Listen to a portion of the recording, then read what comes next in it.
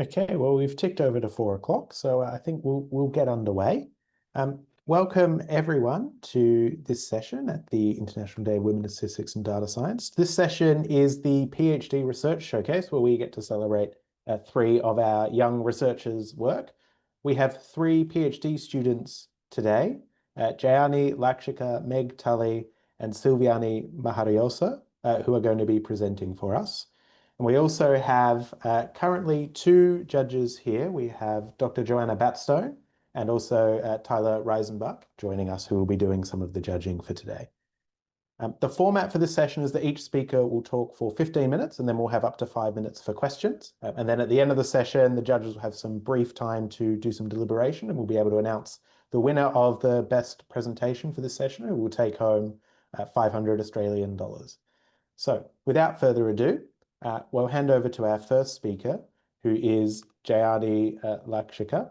Jayani is a final year PhD student in statistics at Monash University. Her research focuses on developing interactive visual tools and statistical methodologies for selecting and evaluating nonlinear dimension reduction layouts in high-dimensional data, and she is also the author of several R packages. So Jayani, I'll hand over to you, and you can share your screen when you're ready and get underway.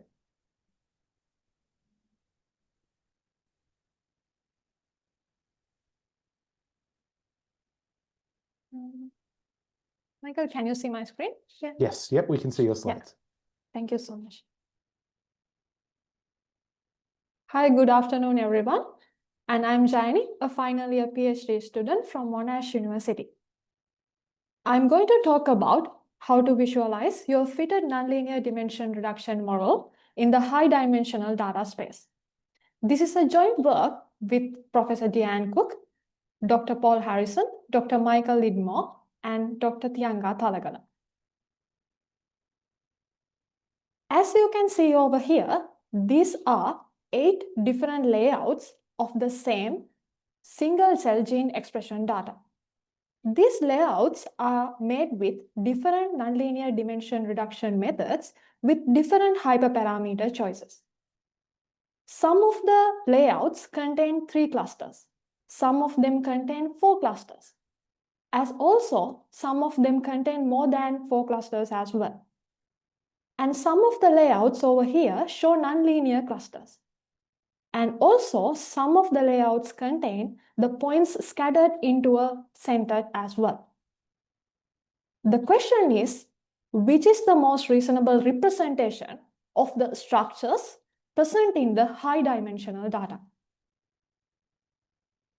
And the next question come to your mind is that, how do you decide which is the most reasonable representation? This is the one of the layout suggested by Chen and their team. This is made with UMAP. And the data used here is the PBMC data, which is a really popular single cell gene expression data set. And this is peripheral blood mononuclear cells. If you see the 3 clusters over here, the high dimensional data also should show these 3 clusters as well.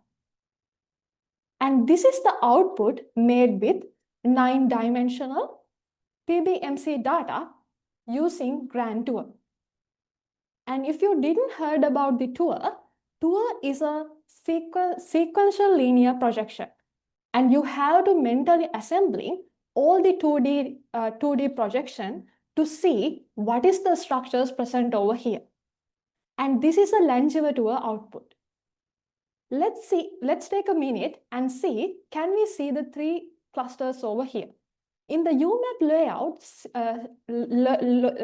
layouts show 3 well-separated clusters. If we see these 3 well-separated clusters, it should be shown in the high dimensions as well. If you look at this one over here, and this is a one projection, you will see 3 clusters, but still they are close to each other, which means that this is not a reasonable layout. We can do better. To answer the question, how do you decide which is the most reasonable representation? We use the process Hadley coined in 2015 as model in the data space. Let's take a simple example. Here's a simple linear regression model fitted to the displacement and the miles per gallon. In the left-hand side, you will see the residual plot of the model. There is something wrong over here. As you can see over the data, you can see a nonlinear pattern. This is useful, but it is also useful to see visualizing the model, overlaying the data as well. If you can see over here, this is our linear regression model, but the data looks like more nonlinear. And this is our model in the data space. In our approach, what is the model in the data space is the NLDR layout. I am using the abbreviation NLDR for the nonlinear dimension reduction. Here, this is the UMAP layout which we are using. And then, what is the model over here? That is what we are doing. We create a wireframe model representation, which is based on this nonlinear dimension reduction layout. Our approach mainly contains two steps. First, we construct the model in the 2-dimension, and then we lift the model into high dimension by finding the positions of the node. Starting with the nonlinear dimension reduction layout, we have to follow several steps to construct the model in the high dimension. In the 2-dimension. In here, first, we bin the data to hexagons. Then, we obtain the bin centroids. Finally, we triangulate the bin centroids that we found early. In here, I already map all the functions that we use to generate the 2-dimensional model. To lift the model into high dimension, what we need to do is that we need to find the mappings of the nodes in the high dimension. What we are doing is that we are averaging all the observations belong to that hexagon to find out the mapping of the nodes in the high dimension. And these are the functions that we are using. And also, in our approach, we are visualizing all the wireframe model, overlaying the data as well. This is really helpful to see what fits look like as well. For an example, if our fit the model well or not. These are some factors which is really important for the fitting. The first factor is that the nonlinear dimension reduction layout. Because our approach is starting from a nonlinear dimension reduction layout, which is generated with the different, like a method or with the different hyperparameter choices, the nonlinear dimension reduction layout is the key to our approach. The next thing is that the number of bins. And the next, we need the bin starting position. Finally, we have to decide the benchmark value for the removing low density hexagons. How we can measure the fit? To measure the fit, we are using within bin sum of squared value, which is the difference between the observed and the fitted value. What is observed and what is fitted value over here? The observed values are our high dimensional data, and the fitted values are the high dimensional mappings of the bin centroid. And we are computing the Euclidean distance between those two and take the average. Here is the plot of root within bin sum of square versus bin width. As you can see over here, we have 8 different layouts. And in here, as you can see, the layout F, which is regarding to the orange color, is doing worse. But the important factor is here is that we have 8 different candidates. this plot will useful us to minimize the number of candidates that we need to look at. Here, we can observe that the candidates E and B are better. And this is the one that we found is the best out of those, which is the TSNE layout with the perplexity 30. This model is generated with 130 bins as well. If you look at this layout, these still have 3 clusters, but they are close to each other. And this is the one we actually wanted, because when we are looking at the high dimensional data, we have seen that it contained 3 clusters and they are really close to each other. Apart from that, by visualizing, model overlaying the data, we can see some other interesting results as well, which is we can see dense point A over here. If you look at this cluster, let's take one projection. In here, you can see the points are cluttered to a one cluster. And also, you will see some nonlinear clusters as well.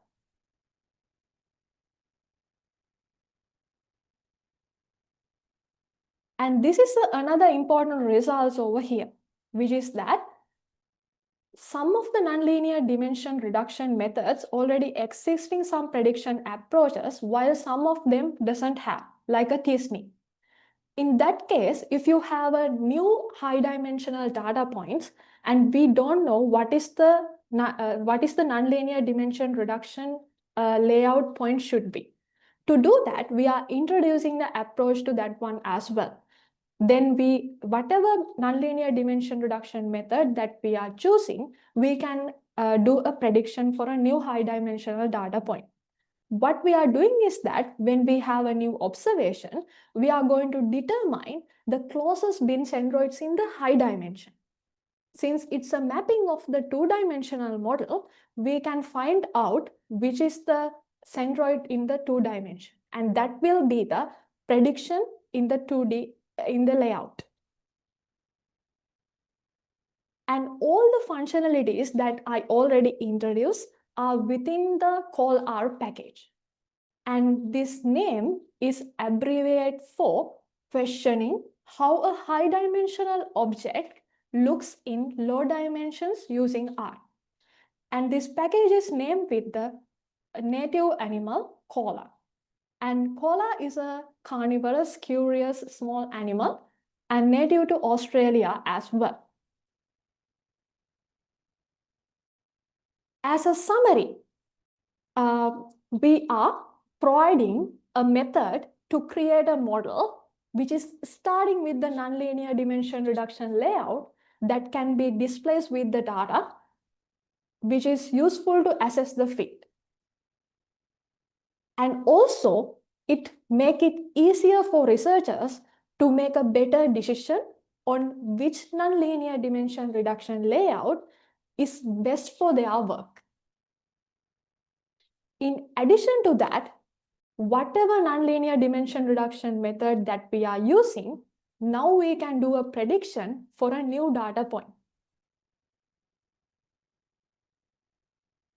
And the package and all the links regarding to the package can be over here. And also the draft paper, which is with the method, already submitted to JCGS and is still under review. And the link, you can find the link over here. And again, this is a collaborating work with Professor Diane, Dr. Paul, Dr. Michael, and Dr. Tianka. And thank you so much. Great, thank you, Jayani. Do we have any questions from our judges, all the general audience for Jayani?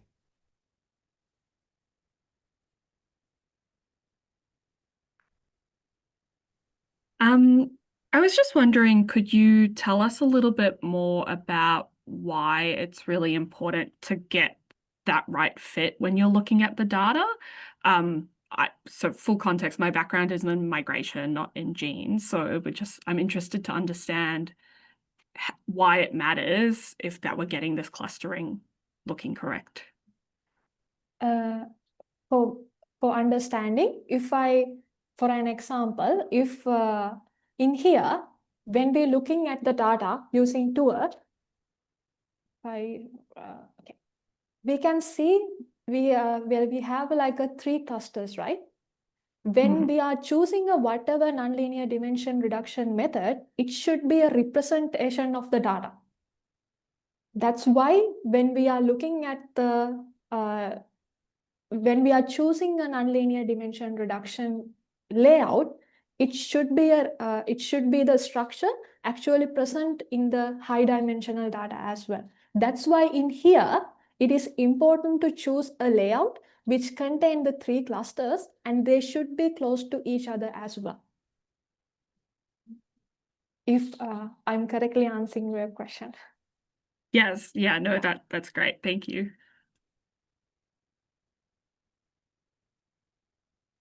Yes, Kate, go. Oh, we can't hear you, Kate. We cannot hear you. You are silent. We'll come back to Kate in a second.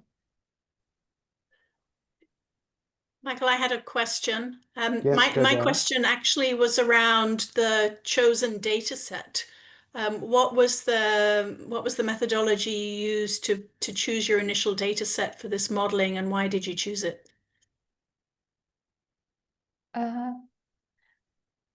The first reason is that the nonlinear dimension reduction is really popular in like a bioinformatics, the bioinformatics field. And the PBMC data, which is the peripheral blood mononuclear cells, it's a really popular benchmark data set that they are chosen for their benchmark like algorithms most of the time. That is why I chose the PBMC data set over here. And also, another reason that I have chosen this PBMC data is that I want to compare the existing layout suggested by other authors and check whether is it actually a reasonable layout or not. Like having an already existing layout which I can compare is actually proving my method can be applied for their data set or not. That's why actually I chose the PBMC data set. Great, thank you. Thank you. And the question from Kate, who's still battling some audio gremlins, was whether there were other similar data sets and whether these are typically more complex than what you've picked or less complex, and how those relationships work. For another benchmark data sets that I have observed is that there are so many different single cell types of data, the mouse data and the other types of single cell data that we can found.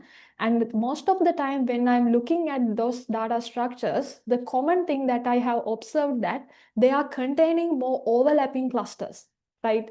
Like they are not really distant, they are really overlapping. And these are the factors that I have observed with the benchmark data set. Most of the time, rather than in the single cell data, I have seen some of the forensic data as well.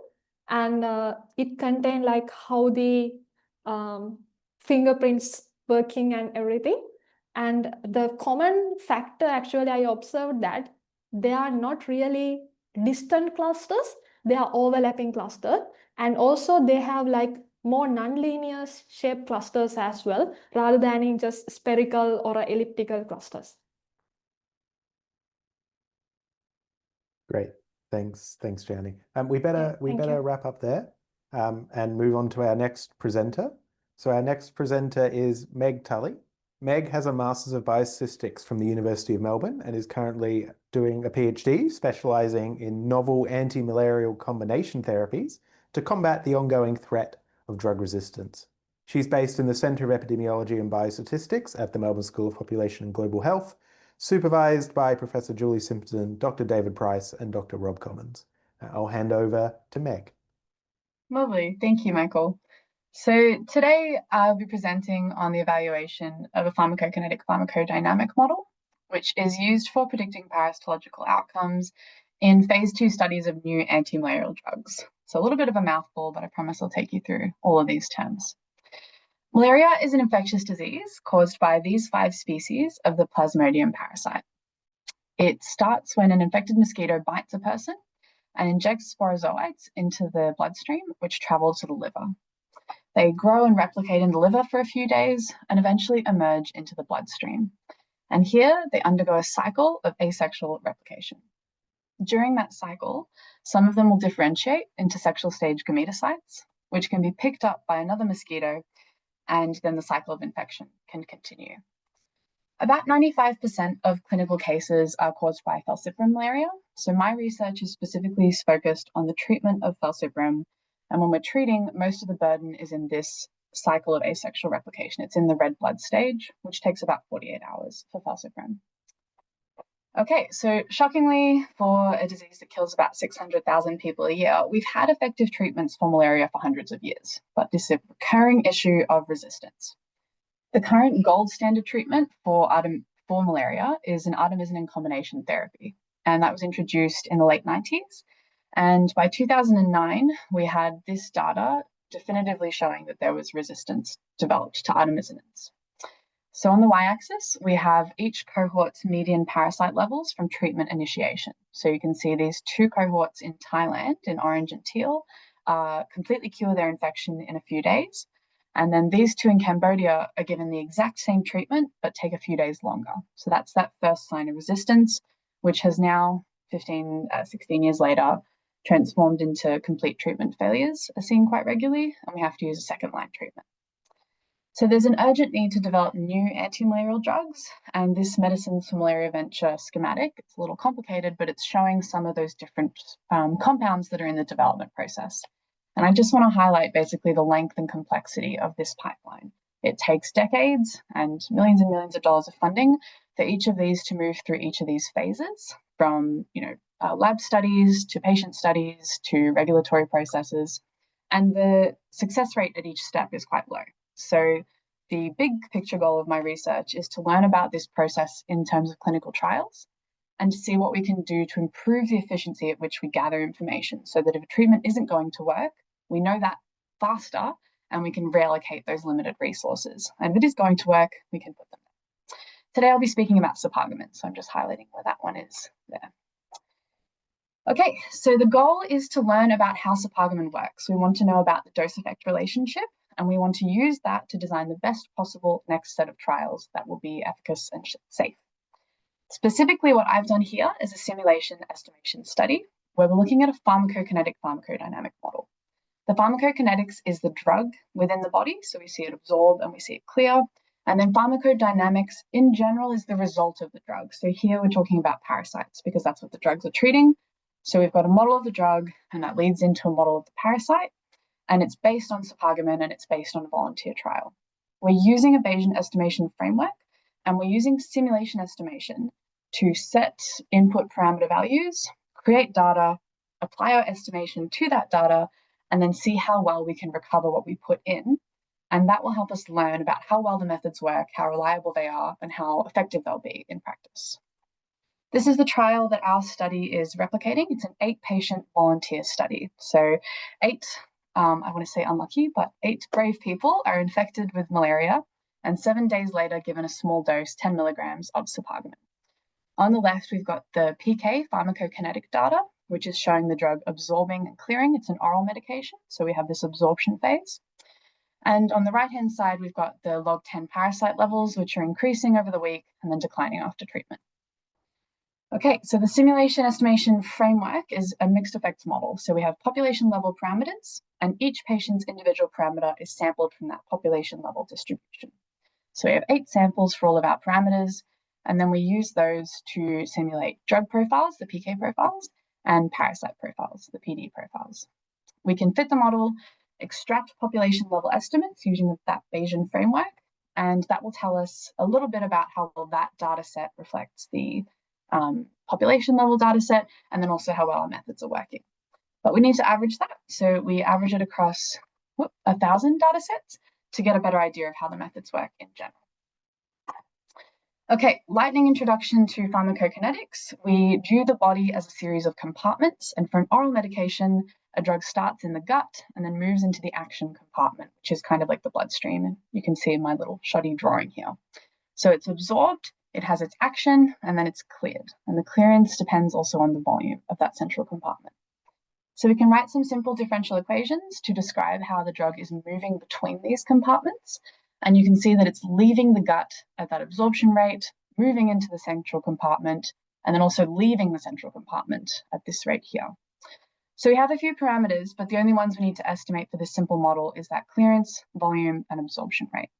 We initialize the equations using the fact that at time 0, the amount in the gut is the dose, and then we can solve the differential equations, and we could get something that looks like this, where it starts with a full amount in the gut, which clears, or goes to 0 as it absorbs, and then we have this clearance here.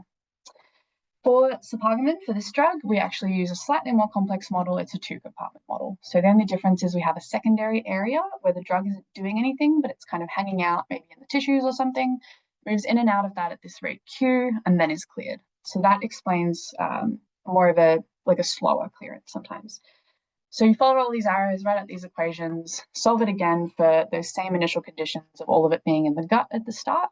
And you can see, I don't have them side by side, but you can see that there's a delayed kind of, the drug is leaving the body at a slower rate with this kind of model. So that's the model we used. On the left-hand side here, I've got the real study data, and on the right-hand side, we're cycling through some of the simulated data. And basically, we're looking for a match, and we were relatively pleased with the correlation between these two. Okay, so as I said, we're fitting this in a Bayesian setting. I won't go into all of that, but just so you know, it was fit using STAN, and I did STAN in an R interface because I mostly code in R. And when we do this in the pharmacometric field, most often we use a maximum likelihood setting, a frequentist setting. But the disadvantage of that is that these models often have lots of parameters. There's lots in the pharmacodynamic model too. And if you're interested in their variances and the covariances, you often can't achieve convergence without fixing many of those values. And we don't always know if we're fixing them at the right value and what kind of biases that might cause. So a pro and sometimes a con of the Bayesian method is that we can incorporate prior information with a prior distribution. So we need some ballpark idea of where the parameters are, but that's also a good way to efficiently include information from prior studies. And this animation is just trying to show that for 2 parameters, we start with these random points in their priors and then sample from the posterior distribution to iteratively understand the areas of posterior density. And then we take a median of that part after the burn-in as the estimate, the posterior median. Okay, so this is the results for the PK model for one data set. Very simply, the black dots are the data. The black line is the posterior median and the posterior 95% density in blue. Like a lot of stats, line follows the dots, it's good. So this one worked pretty well. We're happy that it's capturing the shape pretty well. That's for a single data set. If we want to summarize over the 1,000, I've got little sort of blue lines on the histograms for each of those individual 1,000 estimates. So these lines as posterior medians, we take the mean of them, which is the darker blue dashed line here, and this data here, and we compare that to the input value, so that true underlying value, which is the orange. And you can see they're quite close. This is a good match. These are more established methods. The PD part is the more novel part. So we weren't surprised that this worked well. The parameter with the largest relative absorption, and you can see that there's only a couple of observations during absorption, so no big surprises there. Okay, so now onto the kind of more interesting part for me is the mechanistic pharmacodynamic model. So when we look at the data from the trial, we'll all immediately understand that a linear model is not going to cut it. There's some kind of complexity to this shape. Why that complexity is there comes back to the parasite biology. And there's 3 key features that are included in our model that we think are really important to capture. The first is cyclical growth.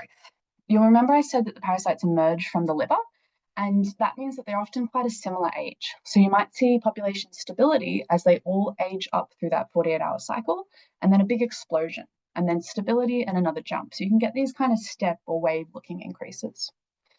Another feature is that 16 hours into that 48-hour cycle, the parasites sequester, they cytoadhere, and that means they stick to the capillary walls. So apart from being quite terrible for your circulation system, this also makes them invisible in a blood test because they're not circulating. We aren't able to see them. And you can see here that 4.5 days, everyone's parasitemia level in the trial was below the limit of detection.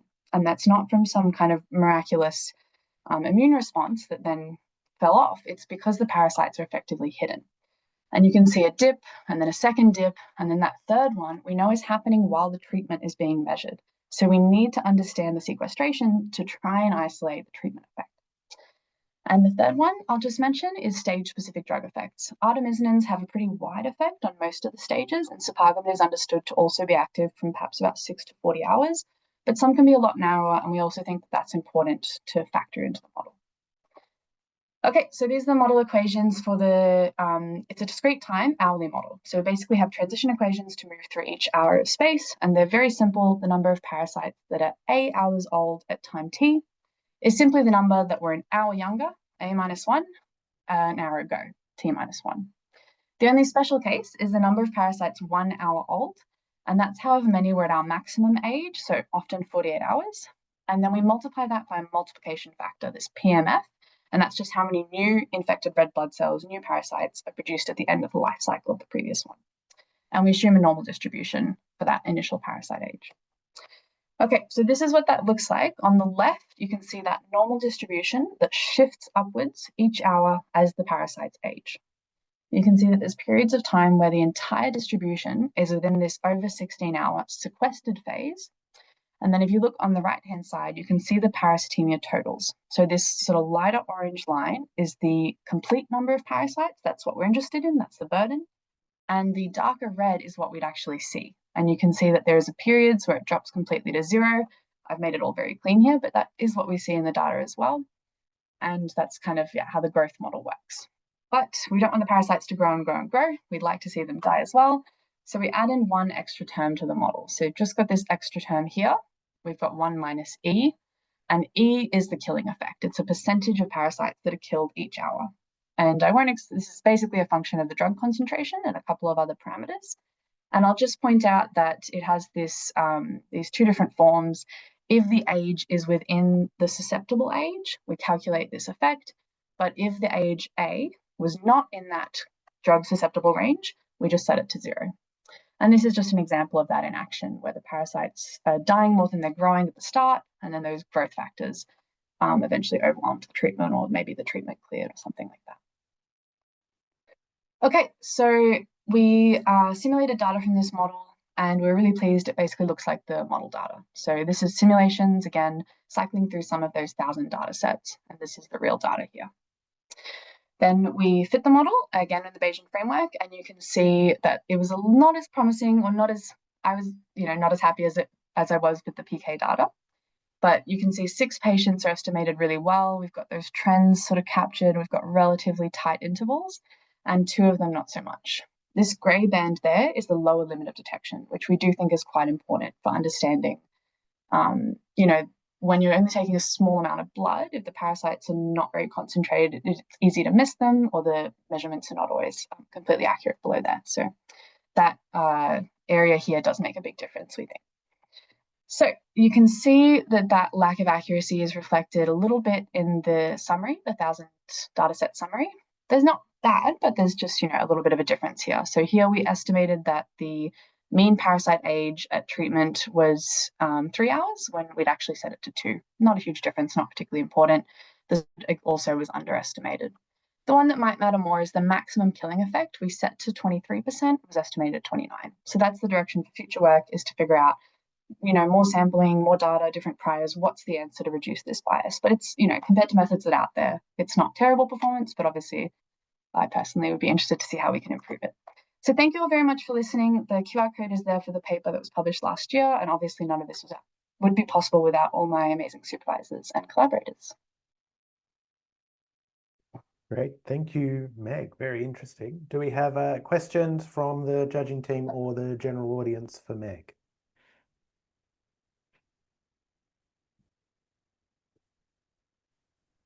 Can you hear me? Thanks, Meg. Oh, sorry, you go, Kate. You go, Kate. Oh, you go, Tyler. It's hard when you have a women's and stuff event. We're all so polite. You go. Thanks, Kate. Thanks, Meg. Really interesting. I was just wondering if you could walk me through then how this is now going to translate into designing the next phase of the trials. Yeah, that's a really good question. I think we're working on this as a pitch to methods improvement for that phase. So the idea is you run the estimation, you estimate all the parameters, and then you simulate, and you can predict what would be the right dose for different weights and ages to get the cure rates that you're looking for, which are often not super high in a really controlled setting, but then for the next phase, you want to keep that cure rate at about 95%. So the idea is to estimate from the model, simulate from the model, and use that to design the next trials as best as possible. But I won't lie and say that this is the accepted method. This is the method that we think has a lot of promise and is used in some cases, but not. Some of the next stages of my PhD is to see how we could build on the evidence body to make it more appealing or recommend it to drug development companies. Yeah, interesting. Thanks. Thanks for the question. Can you hear me now? Yes, you found a mic. I have more of a philosophical question for you, which is that you have 8 people. How representative are these 8 people that you've based a lot of data on in like a more general population? Or how could you design, like move this into the future to make it more representative, I guess, if it's not? That's a really good question. So they're healthy volunteers. They're generally young men. And we know that malaria is more prevalent in areas with lower nutrition, and children and infants are most affected. I think generally it's a conservative approach where you can say that if this treatment works well in people with no malaria immunity, it might work pretty well in other settings. But the process of the drug development, I guess, is to move us from the less realistic to the more realistic settings. And the less realistic ones are the safest, and then the more realistic ones, there's more risk. So I think it's that really gradual, cautious transition between the two extremes that needs to be done well. But yeah, I think it's important. I mean, body weight is not always a parameter that's included because these are all relatively similar. But then in the field, the body weight is incredibly important. So when you have a good understanding of the pharmacokinetics and of the drug parameters, you can do simulations. Like ideally, the goal is to translate those simulations to more vulnerable populations like children and reduce the need to involve, you obviously have to some extent, but to minimize the need to involve them in trials. So I guess it's that balance of we want realism, but we want safe. Okay, thank you. Thanks, Meg. I had a question more generally about one of your earlier slides that showed this massive amount of investment and work that's going on around malaria more generally. And so you've been focused here on one particular drug opportunity and looking at the data. Have you done an analysis or looked more generally around whether you think this method that you're using could be applicable for studying other drugs and the impact on the treatment of malaria? Because not all of the drugs will behave in the same way. And so I'm curious as to whether you think your numerical analysis here will apply for other drugs as well through the studies. That's a fantastic question. I feel like I planted it because the aim 3 of my PhD, the ambitious goal that we'll see if we can achieve, is to have a look at which settings we think this additional complexity is most important. Because the standard is it tends to be kind of a mixed effects model of a log linear decline. And we think that there's a missing bit of detail there, but it's what's used, and perhaps there's plenty of settings where it's fine. My supervisor, Julie, and I think that the more stage-specific drugs, maybe this kind of complexity is much more valuable.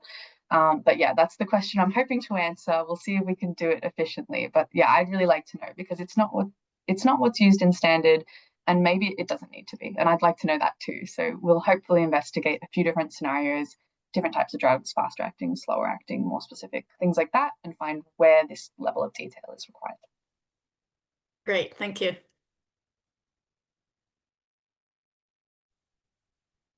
Okay, great. Thank you, Meg. I think in the interest of time, we will move on to our last presenter for this session. And our last presenter is Sylviane Miharisoa. Sylviane is a first-year PhD candidate from Madagascar, based at the Nelson Mandela African Institution of Science and Technology. She has a master's degree in entomology and experience in field surveillance, molecular screening, and the bioecology of vector populations. Her doctoral research will develop spatiotemporal models of genetic resistance in Anopheles mosquitoes to predict resistance spread and vector control amongst the abundance of said mosquitoes. And so I will hand over to her to present. Yeah, just a moment. Oh, yeah. No problem. Yeah. Take your time. Jesus Christ. Do you see my screen? Yes, yep, we've got the slides. Yep, you might just want to make them in presenter mode Yeah. or full screen them or something like that. Yep, there we go. Perfect. Yeah, so good morning, everyone. I am Sylviane Miharisoa, and I am a PhD student from the Nelson Mandela African Institution of Science and Technology and sponsored by the Vector Atlas project. And today I want to present to you one of the chapters of my PhD project, which is the spatiotemporal mapping of multi-locus resistance in Anopheles mosquitoes. Oh, sorry. Oh, geez. So all we know that malaria remains a burden in Africa, and the insecticide-treated bed nets at indoor residual spraying have been essential of malaria Africa malaria control, consistently decreasing the vector human contact, then decreasing the malaria prevalence. But when we are talking about this intervention, until now, only pyrethroid are the only active ingredients that the WHO have approved for use due to their relatively favorable ecological and human health profile. But however, several studies have reported that there is an increase of insecticide resistance against pyrethroid and DDT. And one of the studies, the study of Hancock on 2020, where the authors have modeled the trend in insecticide resistance and confirmed this this trend, like this increase of pyrethroid, by giving us an insight that there is a decrease of almost 100% to 30% of mortality in African region. And also in your study, they have stated that there is a variation and the variation of insecticide resistance through time and space. But how people model, so it's really complex process, but how people do modeling when we are talking about insecticide resistance. And then people used to not consider the multi-locus genotype phase of insecticide resistance.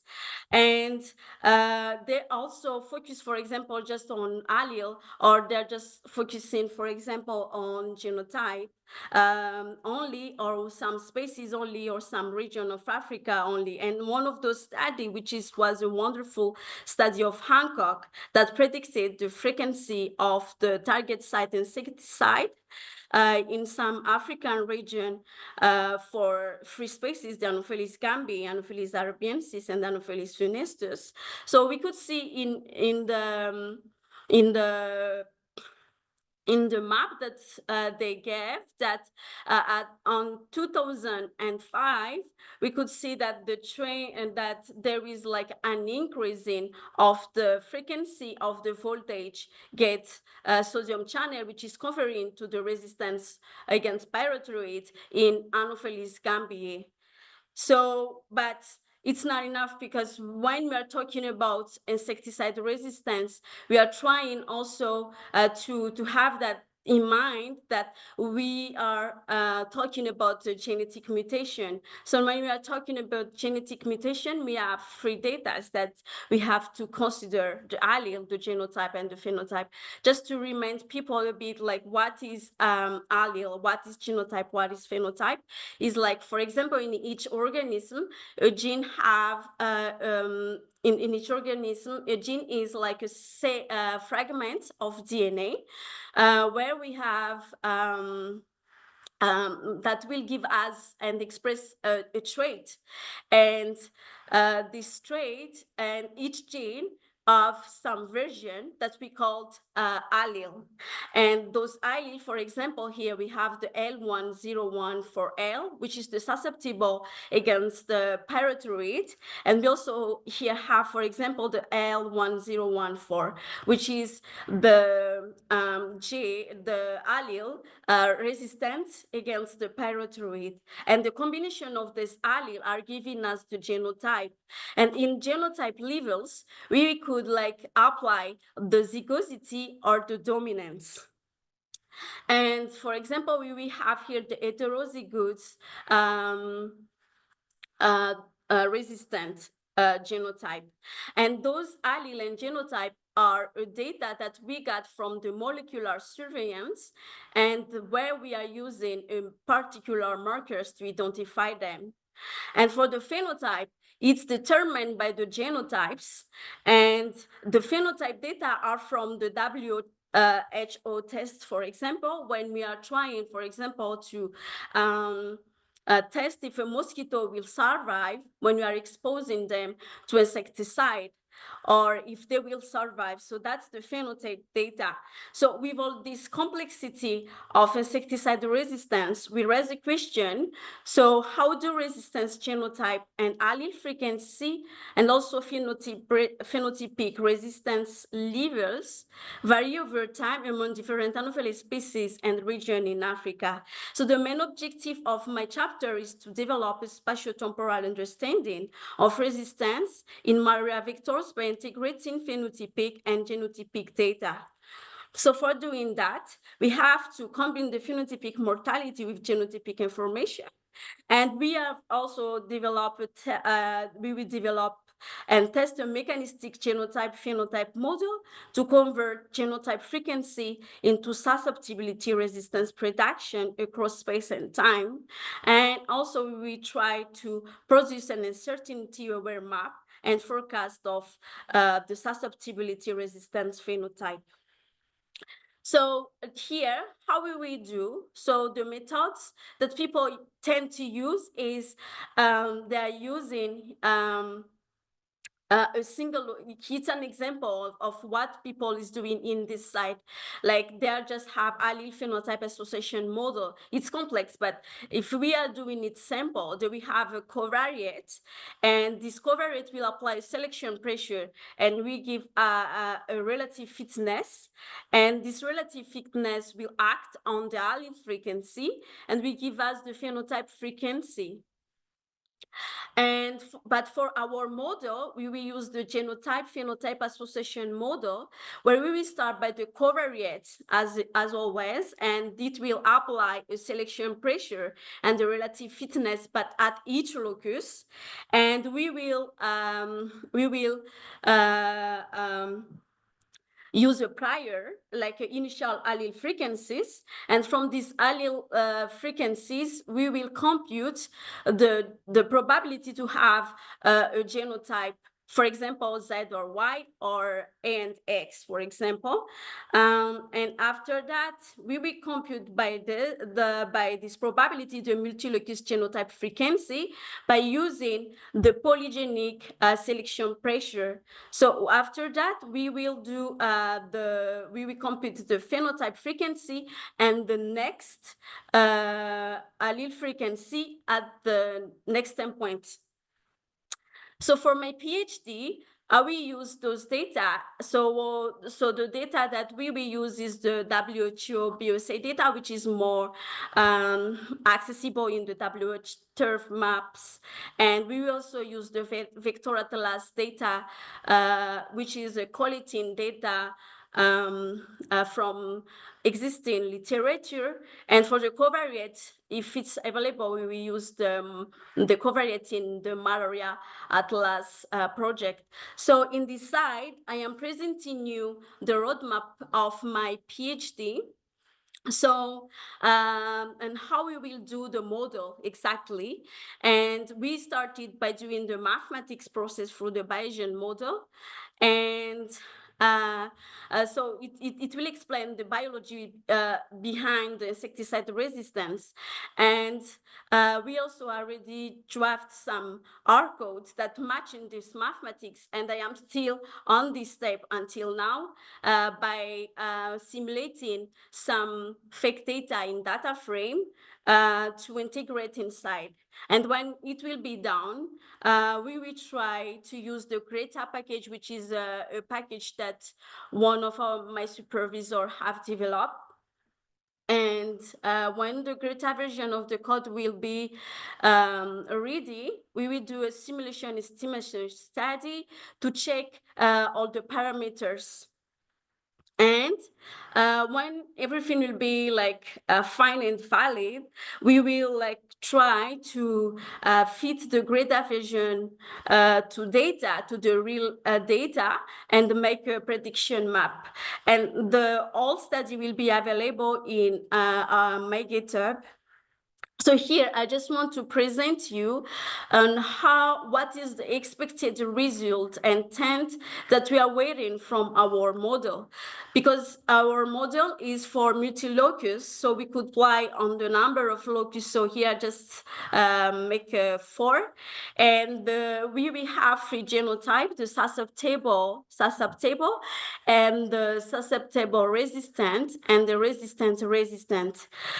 We don't consider the resistance susceptible because we are using the matrix, and this will give us a value of negative because we have the right hand.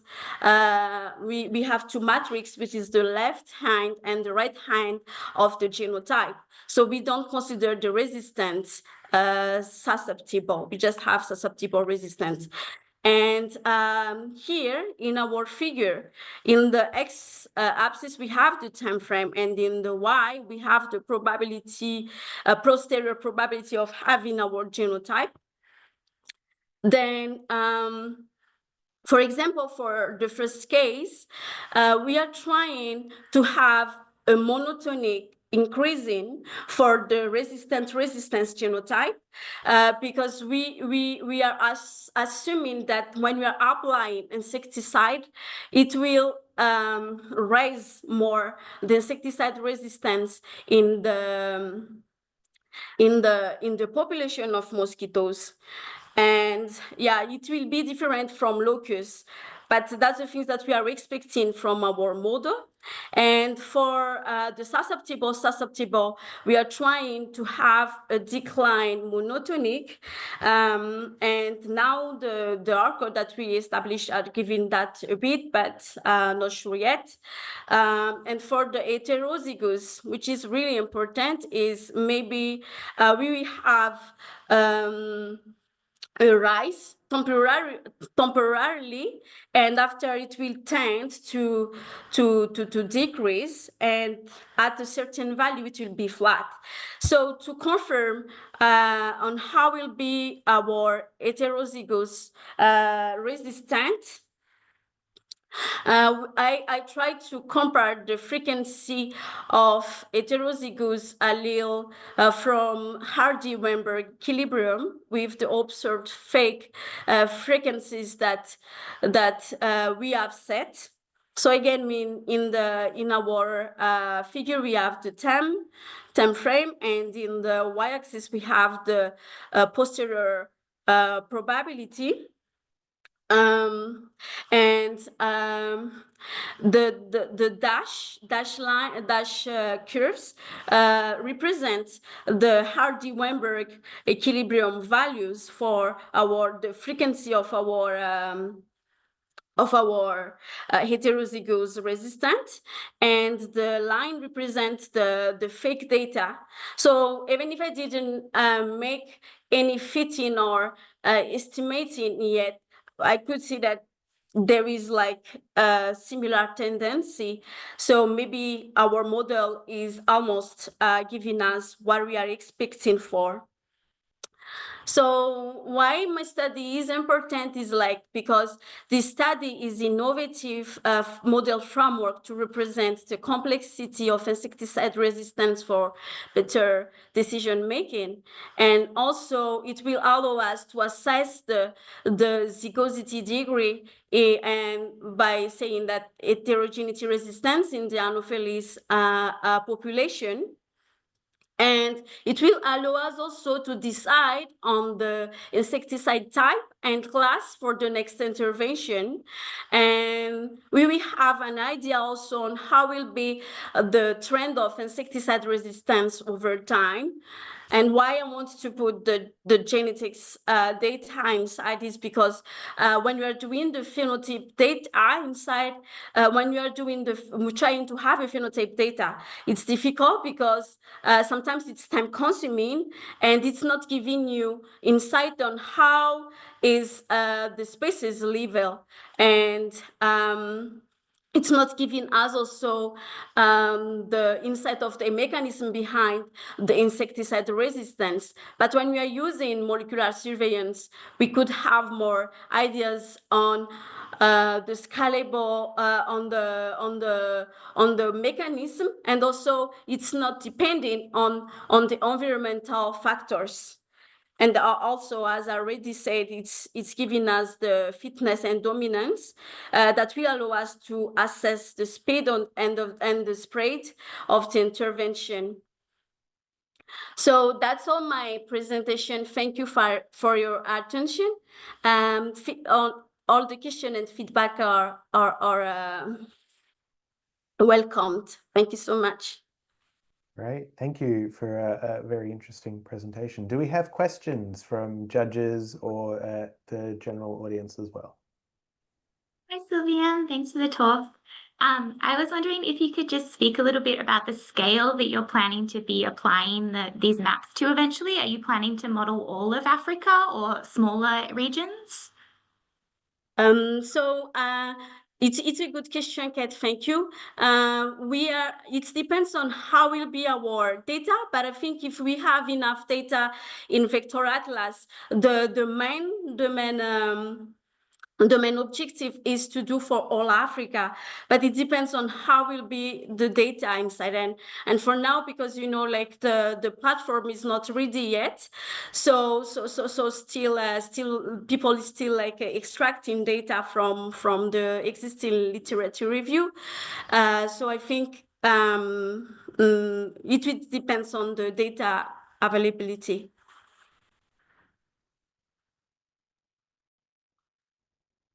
Any other questions? I had a question as well. I was hoping, do you have a sense of how, what are the problems with the old method of the higher level method of estimating resistance? Do you think that this new method is going to try and highlight a specific aspect of what we've not been capturing? Like obviously it's more granular and it's more detailed, but do you think that the current methods are biased in some way? Obviously this can be gut instinct and doesn't have to be based on anything, but just interested to hear what you think. Yeah, so I think the study, because the last study that's doing the modeling for insecticide resistance is Hancock, and she's really an expert on that. But in her study, she considered only the allele frequency and the phenotype data in the same times, and in my model we will like use the genotype in the same time. So that's the difference between that. And when you are using the allele frequency only, it's like it's not giving the complexity when you are recombining the allele frequency to give some genotype in the next time frame. I don't know if you understand a bit. Yeah, so that's the difference. Yeah, no, that's great. Thank you. Yeah. Okay, great. We might cut off the questions there just because we're running very short on time.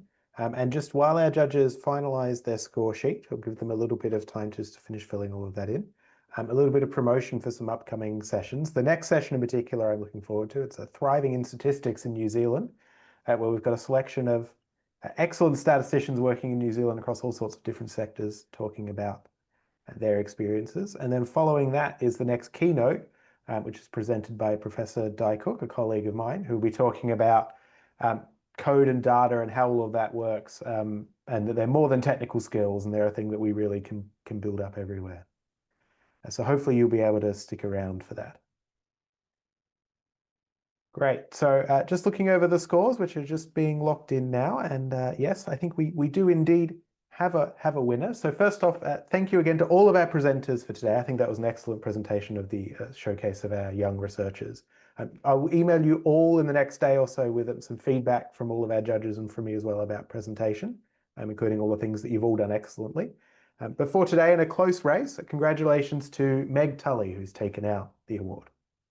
Oh, thank you so much. It's a pleasure to be a part of the presentation and hear the other presenters. And great. Thank you to everyone for coming along again. And with that, our time slot is up, and I will hand over to the next session. Thank you.